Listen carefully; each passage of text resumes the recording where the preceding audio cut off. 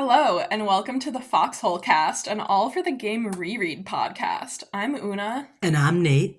It has been a long time. Yes, but is time even real? Who can say? Yeah. Compared to the span of human history. It's been a single second. Yes. In the history of the universe. The time between when the Great Pyramids were built and when this podcast came back is still less than the amount of time when dinosaurs roamed the earth, probably. You know what? I think you're right. I feel like I must be right. I think you're right. Today we'll be covering the first half of Chapter 4 of the Foxhole Court, in which Andrew almost stabs Nikki, and Neil tries to score a goal on Andrew. And Nikki tries to score a goal on Neil. That too! Yeah. And he misses. Yep.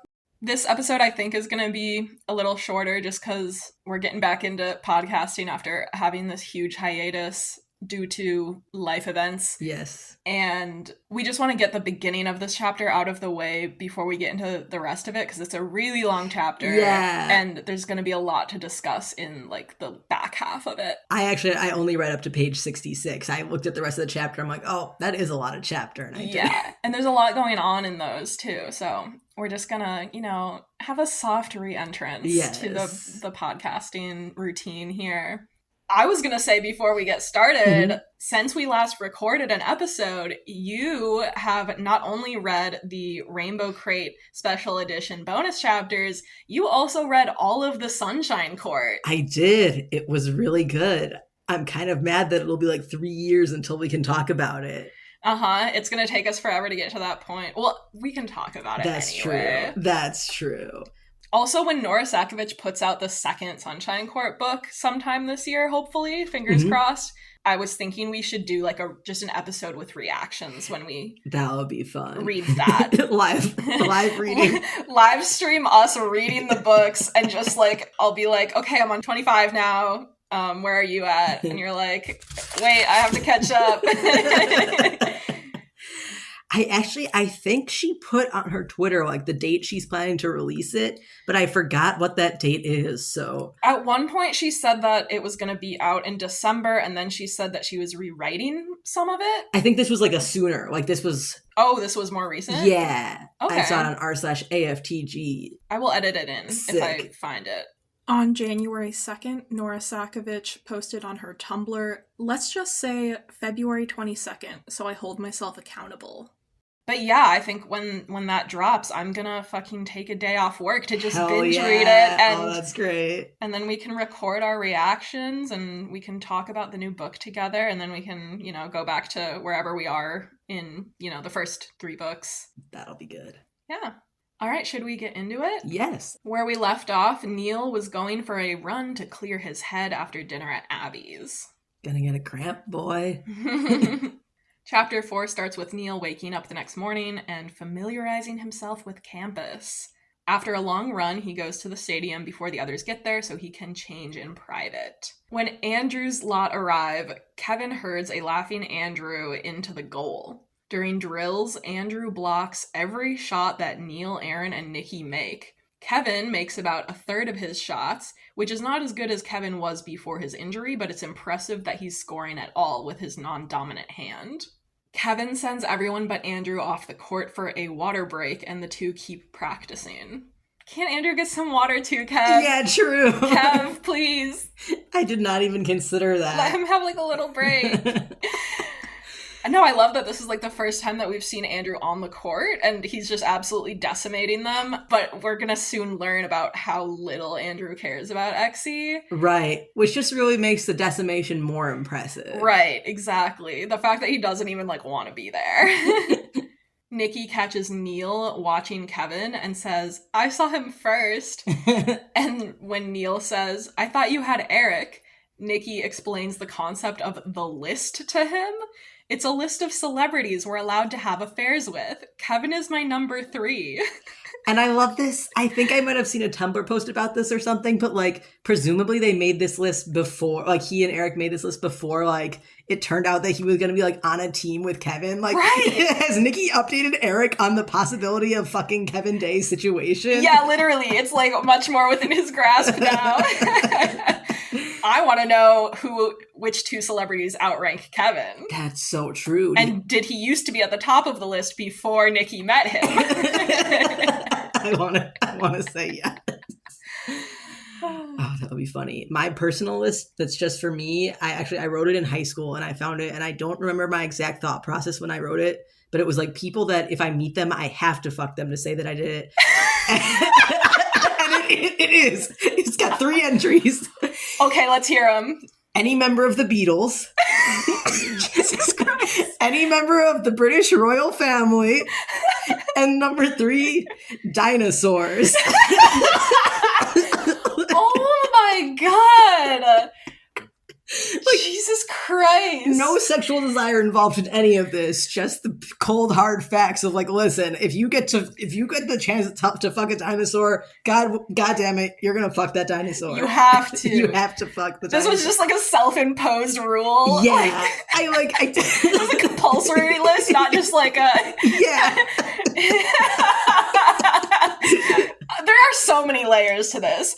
First of all, any living member of the Beatles? I think I was even like considering like time travel situations. Okay, valid, sure, But, I'm like, with it. Thank you. But yes, also any living member. Like any member of the Beatles in any like time stream.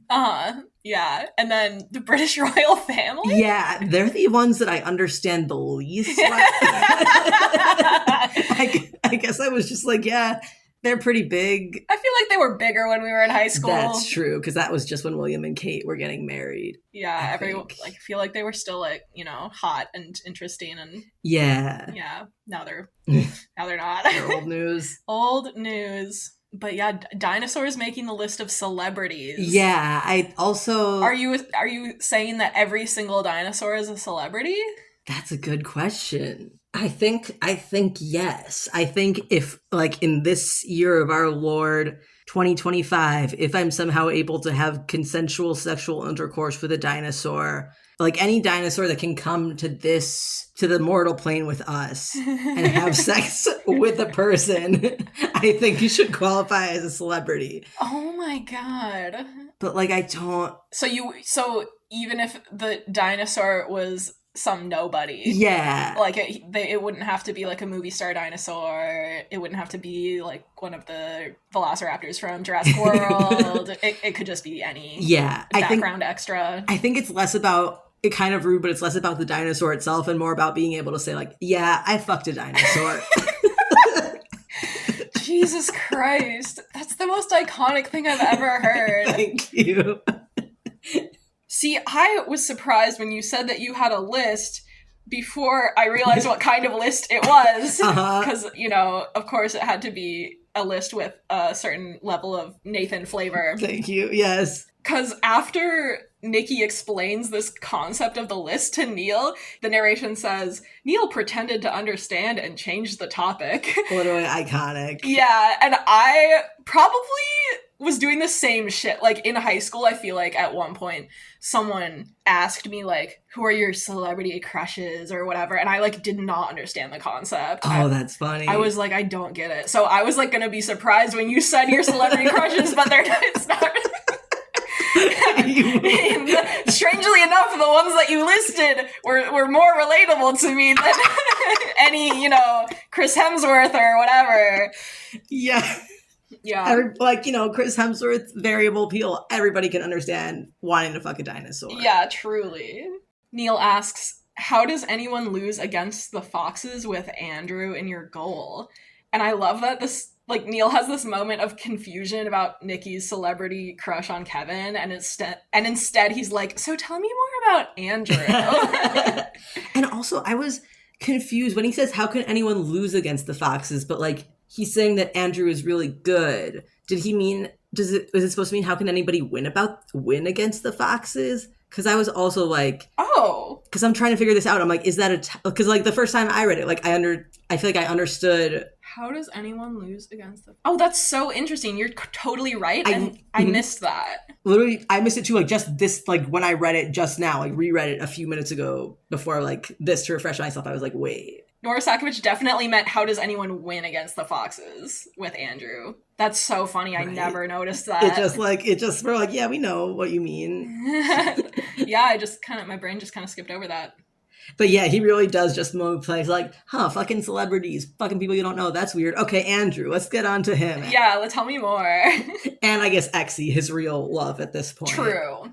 Nikki explains that last year, which would have been his and the twins' freshman year, Andrew sat out of games because the team already had 2 other goalies. Then in the winter, the ERC was basically like, stop sucking so bad or we'll demote you from Class 1. Which, as we learned last episode, doesn't actually make a lot of sense because John said that the whole school is Class 1, not just a single team. Oh, wait, yeah. So, like, Palmetto State's other teams would also have to suck for their Class 1 status to be taken away. Maybe they're just all, like, on the edge, just like the Foxes. Maybe there's a whole situation that we don't know about where it's like the soccer team is a bunch of fucking delinquents. I swear to God, if they don't get it together. Yeah, no, that is... Like, how is it all riding on the Exie team? Right? Yeah, that is strange. Yeah, like, maybe all of the other teams also suck, but, like, it's weird that this decision hinges upon the Exie team, and, like, we never hear about the other teams at all that are supposedly also Class 1. They're just, like, perfectly normal teams, and they're just like, fuck, those fucking Foxes are always bringing us down. Yeah. That's what I feel like that's the vibe I get from the book, though, is that... That's true. Like, the rest of Palmetto State is this Class 1 school that's, like, good, and the Exie team is the only ones who suck. I feel like that makes sense. That's why they're Class 1 in the first place. Because I feel like John was also like, why are they even Class 1? I think that there's something in either a later book or in the extra content that Wymack explains that because he trained with Kaylee Day, his, like, prestige earned them Class 1. But I don't think that's how that fucking works. Yeah, because if the school was already Class 1. Right. How would just hiring a single coach, like, automatically... If they were a lower class before he showed up, how would him just showing up promote them to Class 1? Now I'm just confused about how, like, real sports work for real schools. Like, because I feel like all the sports teams at every school aren't, like, equally good. So is it just, like, there's some shitty teams out there that are just Class 1 because they're, like... I think that it's just, like, generally, like, we went to a school that didn't really care about sports that much. Like, it was mostly about the academics. But, like, apparently we had a really good basketball team. Right. Not that I would know anything about that because I never went to any sports games in my whole college life. But even though the basketball team was apparently, like, good, we were still Class 3 just because, in general, we didn't care about sports. Okay. Anyway, so back to this kind of, like, story that Nikki is telling from last winter. Wymack put Andrew in the goal to bail them out of, like, potentially losing their Class 1 status. But because Andrew doesn't care about Exie, Wymack had to bribe him to get him to play well. And this scene where Wymack bribes Andrew to, like, go in the goal for the first time and actually play well, you can read this scene from Renee's POV in the extra content. Oh, yo, I never read that. Yeah, so it's one of the few things that's still linked on Sakovich's Tumblr since she wiped it earlier last year. So if you're interested, you can go to korakos.tumblr.com/fox, and Korakos is KORAKOS.tumblr.com/fox.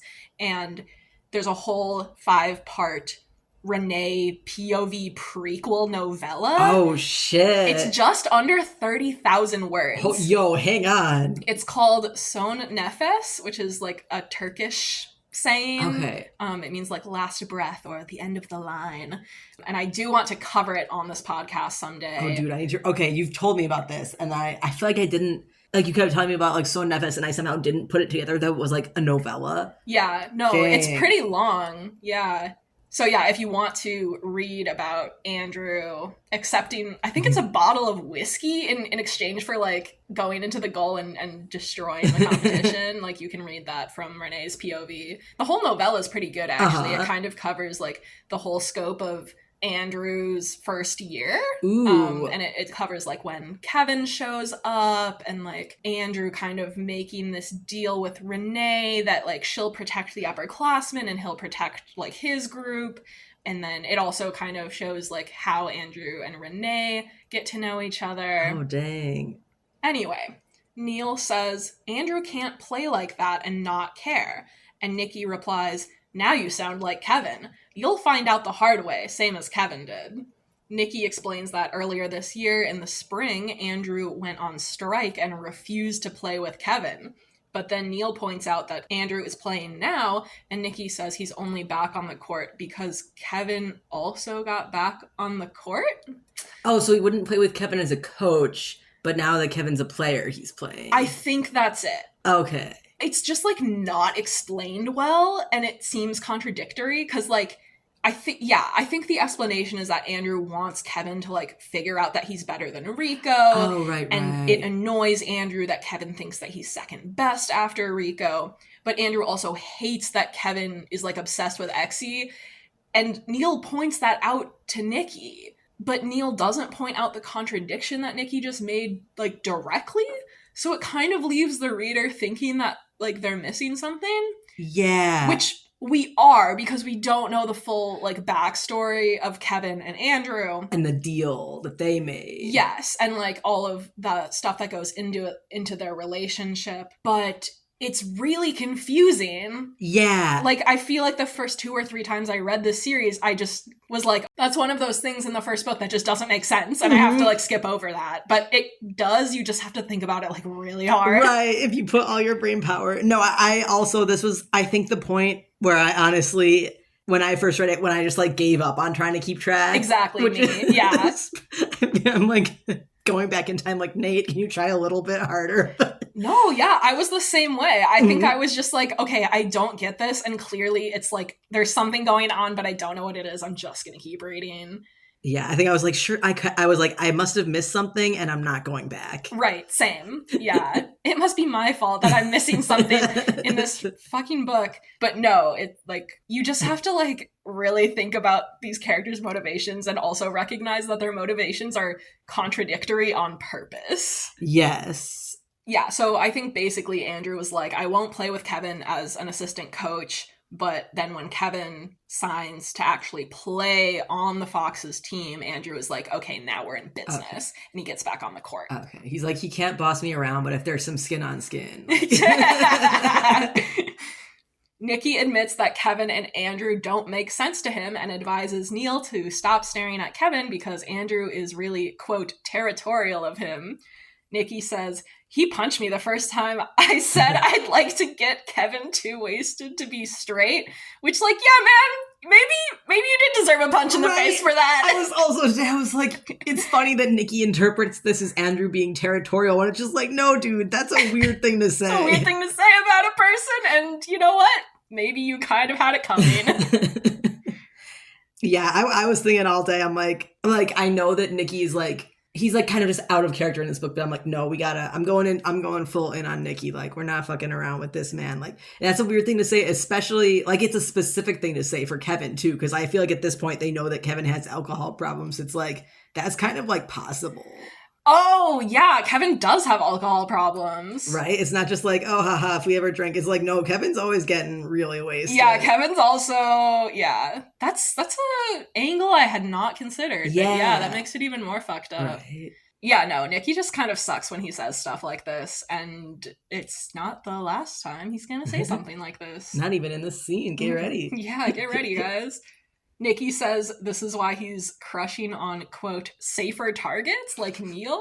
And if you're referring to your crush as a target, that's like failed step 1. To the crush. You're like, yeah, you're kind of my second option. You're my safer target. Like, Nikki, please. I also like that he's just like, can he just have a crush on somebody who's not on the XC team? He's like, I need to have somebody to focus my horny energy on, like a prism. Like, I need, like, he can't just, like, he's, like, literally looking at the people who are in the room with him, like, which one of you can I fuck? Yeah, which one of you is is a viable option. He does at one point, and for one of the banquets, he takes one of his like classmates as the date. That's true.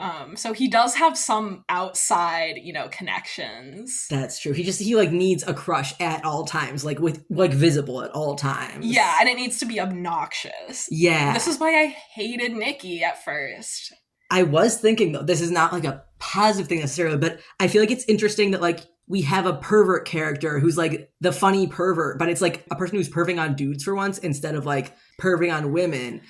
Because I'm thinking like that. I feel like the predatory gay is a That's trope, true. though. Like That's that is true. something that we've seen. Yeah, I'm not saying that this is like a good thing. It's just interesting that like it just makes me think of like it's that same thing of like I'm thinking like of just the ways that I've seen like the funny pervert be like a thing in media where it's just like somebody is really creepy towards somebody, but then everybody else kind of like shrugs it off and laughs. Right. Yeah. Like, did I make you watch Fruits Basket?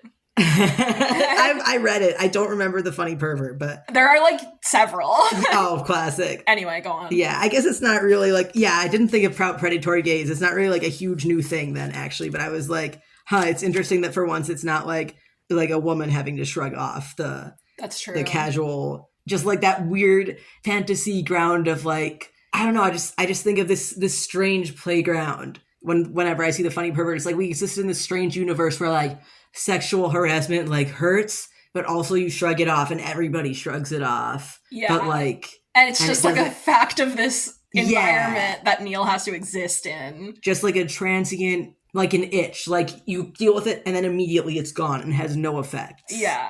It's like, it's just a strange thing. It is really weird. And that's why I feel like I didn't just like hate Nikki. Hate is a strong word, but he was extremely cringe to me when I first read him, and still when I read him, certain scenes, he's just such a stereotype and like a harmful trope that I'm just like really embarrassed by it. Yeah. It's like, I know you can do better, man.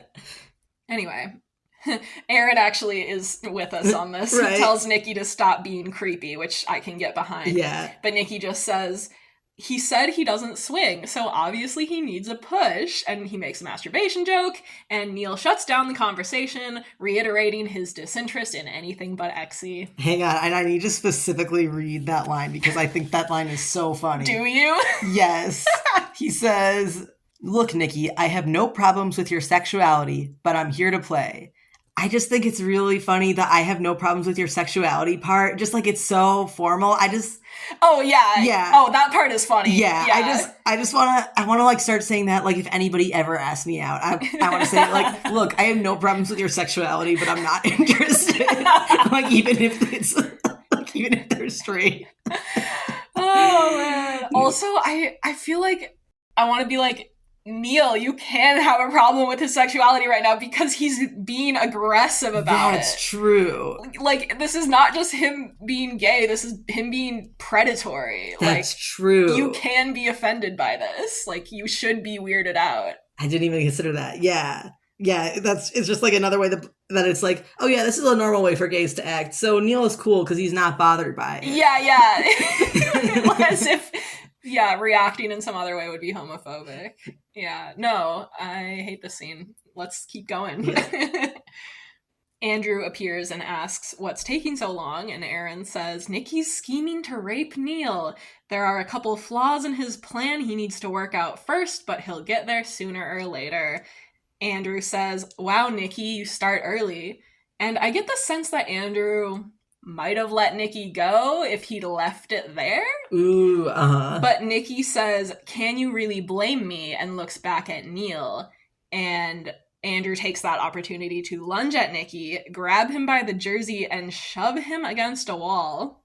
And we can, discuss, like, this whole Andrew confrontation later, but I will give him this. He waited until Nikki said something gross in front of him before attacking him. That's true. Like, he didn't just take Aaron's word for it. Like, he waits for Nikki to walk into that on his own. I did not even consider that. Because when I first read this, I'm like, technically I agree with, like, the thought process here, but Andrew immediately seems like, I'm like, wow, that's unreasonable. He's pulling a knife on this dude. But, like, in Andrew's twisted little world, he did, like... Yeah, he crossed a line. And I feel like Aaron probably makes comments like this that Andrew is like used to, and he's like, oh, Aaron's like blowing this out of proportion because Aaron is homophobic. But then when Nikki actually kind of like reinforces what Aaron is saying, Andrew's like, okay, well, now you're asking for it. Like, I love like the different dynamics at play here to manage. Like, there's the homophobic guy, the creepy rapist guy, the extreme violence guy, just all kind of working it out. Yeah. Nikki doesn't fight back against Andrew, and Aaron appears totally unmoved. And this is kind of what we were talking about last episode. I used to think Aaron was just really apathetic about Andrew's violence toward Nikki. Mm-hmm. But now I'm wondering if this is a response he learned from growing up in an abusive household. Ooh. Like maybe Aaron is just very practiced at not reacting to sudden violence. That makes a lot of sense. Or maybe he knows that freaking out about this will just make the situation worse. Or like maybe he knows that Andrew won't really hurt Nikki. This is what I'm talking about Aaron being actually kind of interesting on the third or fourth meeting. It takes a little while, but once you get there. Yeah. Yeah, I never even considered that because I was also just like, oh, he doesn't care during this scene. Like, he kind of casually tosses out like, yeah, Nikki was being weird, and then just ignores it. But yeah, that makes a lot of sense. Andrew switches to German to tell Nikki not to touch Neil. Nikki assures Andrew he would never actually hurt Neil, then continues to argue, calling Andrew greedy because he already has Kevin. Which is so funny because Nikki doesn't actually know that Andrew is gay. Oh, yeah. So he's like trying to make a joke about Andrew being gay for Kevin, not knowing that he's basically right on the money. The layers here are just incredible. Yeah.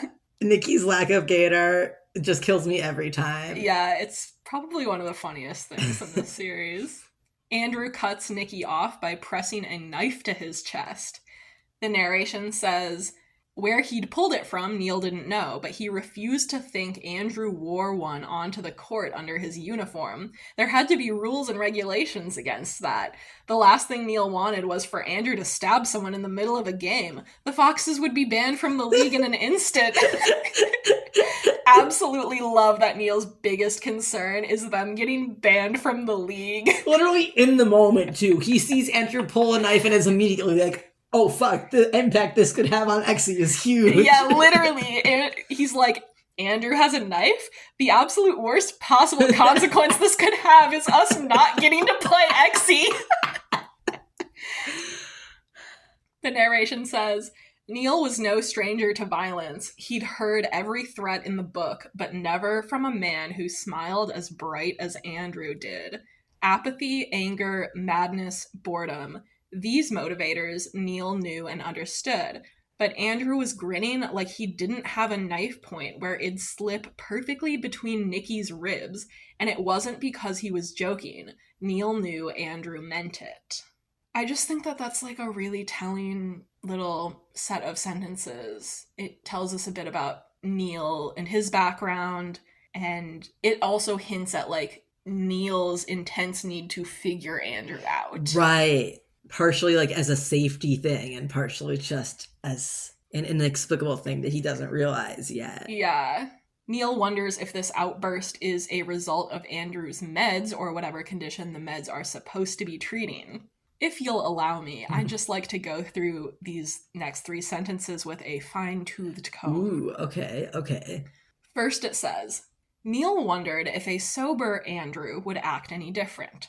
Again, not the correct use of the word sober. It goes on, was this Andrew's psychosis or his medicine? And this could just be Neil as a narrator using the wrong word since he doesn't actually know what Andrew's whole mental health deal is. Right. But whatever Andrew has, he is not exhibiting psychosis here, at least in my opinion. Psychosis is when a person is experiencing a disconnect from reality, like they are literally having difficulty determining what is real. And as far as we know, Andrew is not hallucinating in this scene or acting this way because of a delusion he has. That's true. I feel like in this case, psychosis is just used like how people use psycho, just like catch all crazy. Oh, yeah, absolutely.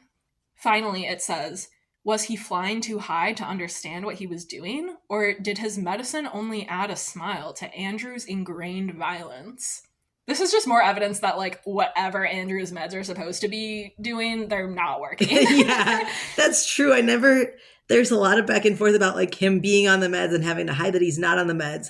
But I feel like none of the, like, responsible adults in the story are ever like, Andrew's meds that he got on for doing violence don't really stop him from doing violence at all. Literally. Like, he's on these meds specifically to keep him from doing stuff like this. So it's clearly not working. Right? Is it like, maybe they're like, maybe it would be worse if he wasn't on the meds. Maybe he would actually stab Nikki for real. I think that's probably what a lot of them think. Yeah. Neil waits a second for Aaron to interfere, but Aaron is just tensely staring at Andrew's knife. So Neil tells Andrew, that's enough, but Nikki just tells him to be quiet. Neil analyzes the situation and realizes he needs to distract Andrew with, quote, something more important to Andrew than Nikki. That left only one thing that Neil knew of. One person, rather. Neil says, are we playing or what? Kevin's waiting. It says, Andrew looked at Neil as if that hadn't occurred to him. Oh, you're right. Let's go, or we'll never hear the end of it. Neil's a little bit of a genius for this. Yeah, he really figured out that situation quickly. Yeah, he really is good at, like, reading the situation and coming up with a solution there. And this is kind of like the beginning of Neil showing just how well he can read people, especially Andrew. Yeah. Like, the fact that they're all standing around waiting to see what's going to happen with Andrew. Like, is he going to stab Nikki? Is he going to let it go? What's going to happen here? And Nikki and Aaron, like, don't want to move or talk or do anything to provoke Andrew. And Neil is like, no, someone has to, like, say something. Someone has to distract him. And he, like, works through this. Like, he's like, I need something to distract him. What's more important than Nikki? Kevin. And I love that Neil already knows this about Andrew, that, like, he's obsessed with Kevin, so if he mentions that Kevin's waiting, like, that's gonna work to get them back on the court. And there's a lot of things I hate about this scene, but that part where Neil, like, successfully kind of diffuses the situation is clever. I do like that he realizes that, like, there's no real way to win the actual interaction that's happening. He just needs to distract him. Yes, exactly. Yeah, there's no convincing Andrew that he's, like, behaving badly. You know, there's no telling Andrew, like, dude, you're being crazy. Just, like, give it up. You know, there's no getting to him that way. So he needs to diffuse it in a different way by taking Andrew out of that situation. Do you think if he had said his real concern, which is if you stab somebody, we're going to get kicked out of the league, do you think that would have worked? I feel like Andrew would have either laughed in Neil's face for that or said something like, he obviously doesn't care about that. I feel like if Neil had said that and then been like, well, Kevin will care, then Andrew might be like, okay, fine. Yeah. Andrew puts his knife away and exits the locker room. Aaron squeezes Nikki's shoulder and follows Andrew. Nikki smiles at Neil and says, on second thought, you're not my type after all. Which I think is actually a little funny. Yeah. Neil tries to say that Andrew's behavior is unacceptable, and Nikki just says, Andrew is a little bit crazy. Your lines are not his lines. So you can get all huff and puff when he tramps across yours, but you'll never make him understand what he did wrong. Moreover, you'll never make him care, so just stay out of his way. I feel like this is the fatal flaw of everyone who deals with Andrew that is not Neil. Because Neil is like, yeah, Andrew's lines are not everyone else's lines, but, like, he does have lines and you can, you know, work with that. Like, there's, like, a reason that he acts the way that he does. And everyone else in this universe is like, they don't understand Andrew. They think that there's no controlling him and he's just going to do whatever he wants no matter what you say. And Neil is like, no, you just have to say the right thing. My favorite thing about that is just like that he becomes the Andrew whisperer later in this book. They'll be like, Neil, make Andrew do this. And he'll be like, all right. Yeah. God, I love that part when I forget what it even is, but, like, Matt or someone is like, how did you get Andrew to do that? And Neil is like, I asked. And isn't Matt like, fine, don't tell me? Yeah, exactly. Yeah, it's great. When Neil says Andrew's like that because they let him get away with it, Nikki says the whole thing was his fault for saying something he shouldn't have. And I mean, like, a little bit, yeah. But it is also kind of sad. I do also feel kind of sad for Nikki that he's like, yeah, it's fine that he hit me and tried to kill me. Oh, yeah, no, that's fucked up, too. Right. Yeah. It's fucked up that they're all living in this situation where Andrew can just like pull out a knife at any time. Like that's gotta be nerve-wracking. That's so true. Oh, Aaron's gotta be on edge constantly. Yeah, dude. Like this is what I'm fucking saying is Andrew is not a good person to Nikki and Aaron. Like he is ruling them with fear and aggression. Like that sucks. Yeah. It is kind of bizarre. I'm just always like just the way that like this plus the thing of like Kevin trusts Andrew to be his bodyguard against like the fucking Yakuza and everything. I'm just like the whirlwind of uncontrollable violence that Andrew is like almost mythical. Yeah. I'm like, it's cool. I'm like, how good at fighting can this fucking kid be? But at the same time, it's like it's a cool writing thing that's just like, yeah, this guy's pretty fucked up. Mm-hmm, mm-hmm. I do have a theory about the whole like deal with Andrew and Kevin. I might save it for when we actually learn about it. Though. Yeah, sounds good. Back on the court, Kevin divides them up into two teams, expressing disdain for everyone as he does so. Kevin scores on Andrew, who is lounging in the goal without trying, and Kevin tries unsuccessfully to convince him to play. Throughout practice, Kevin and Aaron throw Neil around a lot, and Andrew continues to do almost nothing in the goal. So even when Neil does manage to score, it doesn't really mean anything. After 40 minutes, Kevin sends Nikki and Aaron off the court. He grabs Neil by the grated front of his helmet and drags him over to the foul line by Andrew. I love this. Yeah. And also at one point during the game, he just like pushes Neil against the wall and asks him if he's trying. I love like Kevin is like obviously very dramatic, but also like he came over from the Ravens. Like to him, this is all just normal sport shit. He's like, how else would I get Neil to walk over to the goal? Right? That's literally just like his whole environment was probably this. I do love the idea of him like grabbing the grating on his helmet though, because it reminds me of like when someone like grabs like an ear to drag someone somewhere, but it's like funny when you grab someone's ear to drag them. Yeah. In like a cartoon or whatever. Yeah. Kevin commands Neil to stand at the foul line and fire on Andrew until Andrew is tired, and Kevin leaves them alone on the court. This is apparently interesting enough to get Andrew to put in some effort, because when Neil starts firing, Andrew deflects every single shot. This goes on until Neil's arms start burning, and he gets so tired he drops his racket.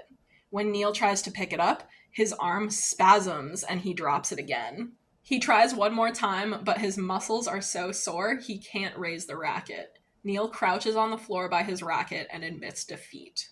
I like that Andrew says, like, asks him to say if he can or can't, and Neil won't even, he's like, I'm done. He doesn't even want to say, I can't pick it up. Yeah. And also, I did want to talk about when I first read the thing where Neil, like, his arms are so weak that he can't pick up the racket. For some reason, my impulse was like, that's gotta be bullshit. That can't be true.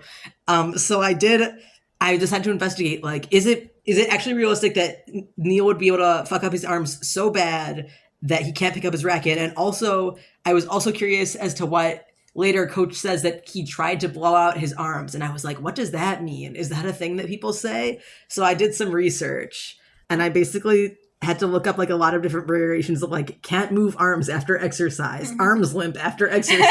It was really hard. I was like I found a condition called rhabdomyolysis that causes your muscles to break down and can kill you. And I'm like, no, that's not what I mean. And just like all this stuff about like, and also just stuff about like why your arms get sore after you exercise, which is interesting. But then my final answer that of course came from Reddit. And actually, this is interesting. This might have actually been a question that Neil asked on Reddit, because we have on r/P90X from you, organized crime guy.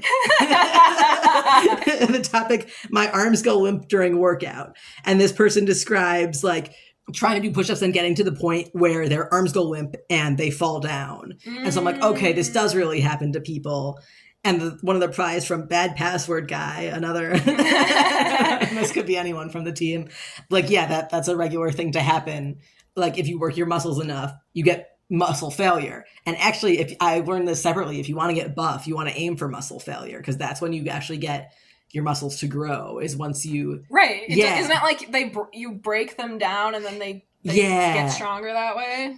Yeah, no, I think that's right. You're the one who lifts, bro. Yeah, no, that's why I looked it up. I'm like, yeah, I guess I know that happens, but I don't really know why. I'm just like, I gotta fail my arms. My arms gotta fail. But I can't most of the times because I'm like deadlifting, and I'm what's it called? I'm bench pressing. So if I drop it on myself, I'll die. So it's That's why you need a spotter. I know. Or one of those things that catches it. Oh yeah, no, I'm just on the floor with very light weights, trying my best.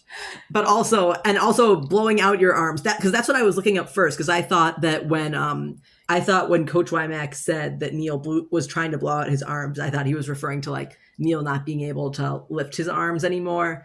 But it's actually blowing out your arms is like a whole set, is like just how people used to refer to like fucking up your arms so bad that you get like a permanent sports injury and you can't really play anymore. Oh. And I did watch a video of a pitcher who he'd previously like had to have surgery on his arm to fix it. And now he threw a pitch. His arm, like a tendon in his arm snapped as he was throwing it. I think a bone in his arm broke. And so that can happen. Damn. Yeah. So basically the situation here is that like Neil was going so hard that he could have that Kevin and Coach Wymack were like, dude, you could have permanently fucked up your arms, you moron. Yeah. And Andrew's just like, yeah, this is hilarious. Yeah, right. So for everybody who doesn't know how arms or sports work, watch out. If you throw a baseball hard enough, it can fuck your shit up forever. Yeah, I guess I always assumed that the whole like you blew out your arms or whatever meant you work so hard that you can't move them anymore because you're just exhausted. So that made sense to me. No, I was skeptical for some reason. But yeah, thanks for the research. Yeah, thanks for listening to the research. Andrew comes over and puts one foot on top of the racket. Neil tries to pull it out from under Andrew and then push him off, but he doesn't have the strength. And would you like to read there's like a 5 lines. Yeah, let's do it. Do you want to find it? Yeah, just get off my racket. Make me, Andrew said, spreading his arms in invitation. Try, anyway. Don't tempt me. Such fierce words from such a little creature, Andrew said. You're not very bright. Typical of a jock. Hypocrite. Such fierce words from such a little creature as me when Lolo's meowing. Right? Yeah, just like a very, charged exchange here that Yes. I just wanted to replicate that here. I also love that Neil says, don't tempt me when Andrew invites him to fight, but meanwhile Neil like fully can't move. Literally, he can't. What are you gonna do? Neil bite him? Yeah. Who bites somebody during a fight? That's right. He draws the line at biting. We know this. Oh man. Yeah, no, I don't know why this exchange is just like funny to me. I mean, obviously Andrew calling him a jock, because like, yeah, when I think jock, I think more of like a Seth or a Matt type, yes. Like a very large guy with a lot of muscle. And Neil and Andrew are both like tiny, and Neil is scrawny, and right. He does not have the energy of a jock, is what I am thinking. Jock is not just like a lifestyle; it's a mindset. It's a mindset. It's a vibe. It's not just like an aesthetic. Like Neil is too much of a scared prey animal to be a jock. Just like that any of these characters could be considered a jock, honestly, is right. like. But then, like, to us narps, to us non-athletic regular people, like, if we went to college with these guys, we would just be like, yeah, they're the jocks. Yeah, they're the jocks. Just over there doing their sports things. Mm-hmm. Do you think if we had gone to the basketball games in college, like, it would have been like this? Do you think we just missed out on, like, intense, like, homosexual sports drama? Just like very tense exchanges, like we're witnessing like some trash talk. Yeah. Things get a little physical. Like their fingers touch on the basketball and like the air is electrified. Yeah. I'm sure that's exactly what we were missing out on in college. Andrew just gives Neil a thumbs up and pushes him over as he leaves. Which is just, like, unnecessary. Right? He's already on the ground. He's so vicious. Neil lies on his back for a while before getting up and painstakingly cleaning up the court. He admits he got carried away trying to keep up with the others, and he knows if he keeps going like this, he won't make it to August. I do like that Neil won't leave the court dirty. That's true. Because I was just thinking, like, if this were me, I would not try and clean up the court. I would have been like, I'll get him tomorrow. Right? I'll get it in the morning. Especially because it's just, like, some balls, right? Right, and you're going to take them out tomorrow anyway. Yeah. I would not, like, care, but Neil just has so much respect for the court. Right? He's like, I can't leave it like this. Also, I think that he probably has an instinct to, like, take up as little space as possible and like clean up after himself, as like don't leave a trace that he was there. Like I'm sure that that's an instinct that he has. Just such a dick move that Andrew like physically destroys him and then leaves him to clean up. yeah, right. I love that. Neil jogs back to Wymac's apartment and finds Wymac standing in the hall holding a can of coffee grinds. And I forgot to go look this up. Do people usually call it coffee grinds? I always say coffee grounds. I'm pretty sure it's grinds. Wait, for real? Ground would be like the adjective, like ground coffee. But like coffee grounds is like the stuff that you throw out. Oh, actually? Hold on. Yeah. I'm looking at that. Okay. I always assumed it was like a typo or like... I wonder if this is a like regional thing? Yeah, that would also make sense. It seems like both are correct. Oh, shit. Okay, this whole time I was like, it's not coffee grinds, but it is. Okay, there are people trying to get like granular about about like the difference between these two things. I'm sure it's just a regional thing. And actually now I have a second, what's the word for when something's like annoying? Pedantic? I have a second pedantic question. Who keeps a thing of coffee grounds? Because that's like the stuff you throw out once you're done with the coffee. Yeah, my parents would keep it though. They would like fill up an empty coffee thing with the used grounds, and then like when it's full, take it out to the compost. Oh, that's true. Okay. Yeah. So really what's happening here is that Wymac is sacrificing some good compost to teach Neil a lesson. yeah.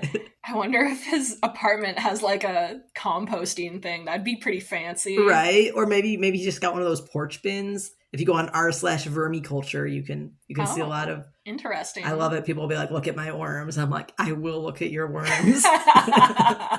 Unrelated. Wymac says that Kevin called him to explain what happened, and Wymac asks Neil if he was really that stupid. Which really isn't that's not a question you can really have a good answer to. Yeah, especially if your name is Neil Jostin.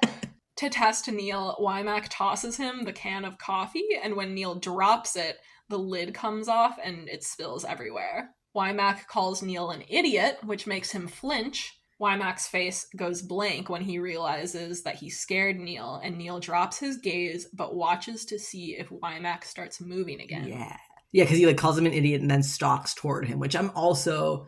Like, we never find out why is he stalking toward him, like just to scold him from up close or to look at his arms or just to be like... Yeah, that's what I assume. That makes sense. Yeah. I feel like he's trying to scare him, not in like a actually like menacing way. Like he's not trying to actually strike fear into Neil. Right. But he's trying to like intimidate him in the way that someone who is going to scold you might. That makes sense. Yeah. Neil quietly promises that he won't repeat his mistake from today, and Wymac tells him to come closer. At first, Neil reaches for the coffee grind mess between them, but Wymac tells him to leave it. Neil goes to stand just within arm's reach of Wymac, which is a trick he learned as a kid. He can judge a safe distance to stand away from someone, so he has time to dodge if they try to hit him. Wymac demands that Neil look him in the eyes, and even though Neil is still scared, he obeys. Wymac says, "I want you to understand something. I am a loud, grouchy old man. I like to yell and throw things, but I don't throw punches unless some punk is dumb enough to try me first. I have never, ever hit someone without provocation, and I'm sure as hell not going to start with you. You hear me?" Neil doesn't believe him, but agrees anyway. Wymac says, "Don't you dare be more afraid of me than you are of Andrew." Which is so fucking funny. He tells Neil to eat some dinner while he cleans up the coffee. I love that he, like, once he realizes what's going on, he switches gears. And, like, I'm sure he was going to make Neil clean up the coffee as, like, punishment. I'm not sure that he would have actually. Oh, really? Yeah, I feel like Wymac probably didn't expect it to make a mess, and he realizes just how, like, in what bad shape Neil is in. Oh. So I think that when he realizes not just that Neil is scared of him, but also that Neil is, like, seriously hurt himself, I think he would have more, like, sympathy. Oh, no, I thought that he purposely chose like a can of coffee grounds as opposed to something like more solid. Oh, I thought he just, like, happened to have it in his arms. That And would it's like a coincidence. Like, he would have thrown anything ooh. that he had in his arms. No, I did not consider that. I always assumed it was like, oh, he's like, oh, this is gonna be fucking good. Oh, that's so funny. I always interpreted it like he just happened to have that in his hands, and he did not expect it to make a mess when he tossed it to Neil. Because Wymack was like, I told him you weren't really that stupid. Like, I think Wymack is probably like, yeah, Neil didn't really do that, right? Oh, that's funny. So him testing Neil by throwing the coffee at him, he wasn't expecting him to drop it. No, see, when he said, I told him you're not really that stupid, I thought that was Wymack being like, kind of goading Neil. Like, there's no way you're that fucking stupid, right? Like, knowing that he did do that. Oh. Yeah, that could be true. I guess I get a more sympathetic vibe from Wymack in this scene. Readers, listeners, what are your thoughts? Yeah. Tell us, is Wymack being intentionally, aggressive, or is he kind of just like, I don't know, I kind of read him as like accidentally, causing this situation and then realizing what an effect it's having on Neil and being like, okay, I gotta walk this back. Nice. Yeah, I think I didn't get the vibe until he sees that Neil like thinks he's gonna hit him, that he was like, oh shit, this was bad. Yeah. Also, just another random thing, the fact that he like he realizes what Neil is thinking, but he also makes him like come closer to him before saying, I'm not gonna hit you. Right. He doesn't let him like stay far away where Neil would feel safer. Right. It's like a little weird to me. Yeah. It's like, it does, like, it gets that vibe. Like, it builds the suspense for us, and it, like, right. You get that good speech, but it's like, dude, hang on. Maybe not the best way to go here. Yeah, also, like, forcing him to, like, look him in the eyes or whatever. Like, I get that some people think that is, like, a respect thing. Like, you look at someone in the eyes when they're talking to you, and especially if they're, like, scolding you. But it just seems so, like, needlessly aggressive. Oh, for that, I thought he was, like, to convey sincerity. He was like, look in my eyes, I'm not lying. Oh, yeah, that's true, too. Many interpretations to this strange man's behavior. Yeah, the layers of Wymack are quite interesting. But yeah, in the end of the day, he's just a coach trying to do the right thing who now has to clean up a bunch of coffee grounds. Yeah, I don't know. I mean, I kind of like this scene where Wymack is like, you don't have to be scared of me, but he's like saying, yeah, this is how I act. Like, I'm grouchy and I throw things, but like, I'm not actually going to hurt you. That's true. I feel like, I don't know, that's like it's a better way of doing it than if Wymack had gone, all like soft and tender and been like, oh, you poor baby. Yeah. That would have been out of character for Wymack. I recently learned the word kayfabe, which is like the idea that like wrestlers have the persona that they put on and they're like being mean to each other, but they all know it's persona. And then like in this moment, it's like Coach Wymack is like letting Neil see beneath the kayfabe. He's like, I'm going to keep acting like this, but just so we both know, it's kind of a bit. Yeah, a little bit, right? Yeah, I don't know. I think Wymack is just kind of like letting Neil see behind the tough coach persona, like you said. Yeah. And it's like he understands that Neil, I don't know if he would do the same thing for like Andrew or for like another random player, but he understands that Neil like needs to know. Yeah. Like, I'm sure for anybody else who needed it. Yeah. I feel like Andrew wouldn't need that. Yeah. Andrew's always in his own persona too. Right. Like, Andrew would never let anyone see past the kayfabe. Like, yeah. By the time Neil's done eating dinner, Wymack is in his office. Neil wants to get his duffel bag from Wymack's desk and go through his folder, which we still haven't learned much about, but he doesn't want to intrude on Wymack, so he goes to sleep on the couch early. Which is good, because that'll give his muscles time to recover. Yeah. And that's where we're going to end today. I like that we're ending with Neil sleeping. It's like, okay, now everybody go to sleep. Yeah, no, I'm really excited to learn more about the mysterious binder that he keeps in his duffel bag. I love the detail of him wanting to go through his duffel bag as like a way to ease his anxiety, but then he also does not want to intrude on Wymack, even though Wymack wouldn't care. Right. You know, and maybe even logically Neil knows that, but he doesn't want to, you know, be in Wymack's space any more than he has to, you know. Right. He's already inconvenienced him tonight. Like, his thought process is like, I can't get in his way again. Right, because even though Wymack said, like, I'm not going to hurt you, Neil still can't fully, like... Oh, yeah, absolutely. Yeah. So, like, that's not even the first half of the chapter. Right? Like, there's, like, a lot going on in this chapter that is, like, the first 3 chapters, really not a lot happens. We're kind of just, like, introduced to a lot of characters, but now we're kind of getting into it. Like, we're getting some conflict between Neil and Andrew. Kevin is in on it. Neil has witnessed conflict between Andrew and Nikki. And yeah, we're really getting to know the team. Yeah. We're part of the team. We're getting to know the monsters. Yes. Oh my god, I can't wait for the upperclassmen. We keep talking about the upperclassmen, and people who are listening to this podcast who have not read the books have no idea who we're talking about. And I'm just like, you need to meet the upperclassmen. They don't even know Matt's catchphrase, let's get exy with it. Oh, dear Lord. What he always says in times of trouble. Oh, man. Did you have anything we didn't get to? Let me see. I'm looking at my notes. My last note for this chapter is just Neil with like 6 L's and a sad face, which I think sums up a lot of this book. Mm-hmm, mm-hmm. Oh, very important note on page 63. TBH, why couldn't they fuck while they still hate each other? Regarding Neil and Andrew. Because of the demisexuality. Exactly. I'm like, I understand, I respected it, but at the same time, there's something going on. There's here. potential there. Have you read any Foxhole Court fan fiction? I definitely have, but like forever ago. No, there is one that I read that I fully incorporated as part of the book. I was like reading this whole book, like, when do we get to the part where Neil and Andrew have sex, but Andrew makes Neil wear the handcuffs? And there's literally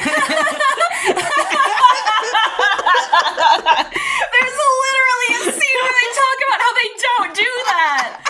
Oh, that's so funny. This whole time I was like, I wonder when that scene's going to happen. And at the end, I'm like, okay, I guess that doesn't happen, but I don't. I cannot tell you where I read it. I mean, I'm laughing at you, but I've done the same thing. Like, I read a fanfic where Jean gets to talk to his sister on the phone, and Aww. I read this whole fucking series being like, when does that conversation with his sister happen? I'm like, nope, that isn't canon.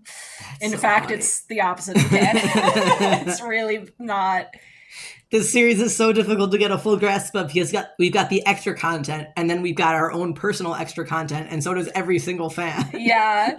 And it doesn't help that it all reads like fan fiction anyway. Right? Like, any of this could be inserted into the... Yeah, right? Well, let us know your thoughts at thefoxholecasters@gmail.com or on social media. We are The Foxhole Cast on Tumblr, Instagram, and YouTube. We have been getting a lot of like Tumblr asks and a few comments on like YouTube and Spotify, and I try my best to reply to them, but I have been so busy this holiday season. I have not been good about keeping up with them, but soon I hope to go through all of those and round up some screenshots to send to Nate and John. Hell yeah, I have been reading the screenshots that you send me, and they're some good questions. Find all the links to our social media and more at thefoxholecast.card.co. Until next time, thanks for listening. Let's get exy with it.